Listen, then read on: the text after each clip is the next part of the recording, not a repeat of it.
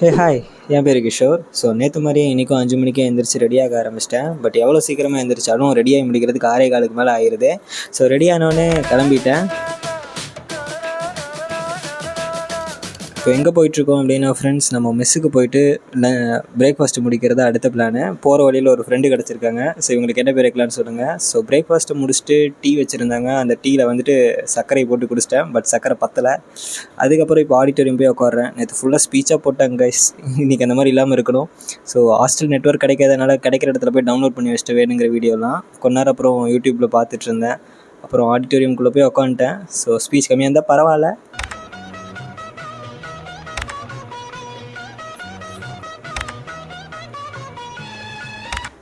அப்புறம் கோல்ஸை பற்றி ஒரு ஃபார்ம் கொடுத்து ஃபில்லப் பண்ண சொன்னாங்க. அதையும் நான் ஃபில்லப் பண்ணி முடிச்சிட்டேன். அதுக்கப்புறம் வந்துட்டு திரும்ப ஸ்பீச் தான் போயிட்டு இருந்துச்சு. அப்புறம் லஞ்சுக்கு விட்டாங்கன்ட்டு போய் லஞ்சை முடிச்சுட்டு ஒரு ஜூஸ் ஒன்று கொடுத்தாங்க. அது என்னன்னே தெரிலன்ட்டு குடிச்சிட்டு வந்து உட்காந்துட்டு இருந்தேன். ஸோ திரும்ப ஸ்பீச் ஸ்டார்ட் ஆயிடுச்சு.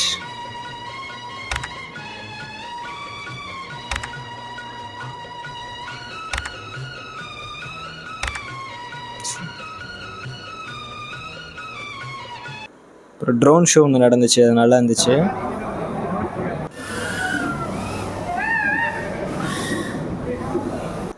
அப்புறம் ஈவென்ட் முடிஞ்சுன்னு கிளம்ப சொல்லிட்டாங்க. மணியோ இப்போ 12, இதுக்கு இல்லையா சார் ஒரு 2, இதுக்கு இல்லையா சார் ஒரு 2.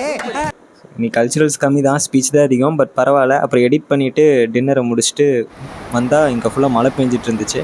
அதுக்கப்புறம் இன்றைக்கி படிக்க வேண்டிய 10 பேஜை படிச்சுட்டு இன்றைக்கி நாளையும் முடிச்சுக்கிட்டேன். பாய்.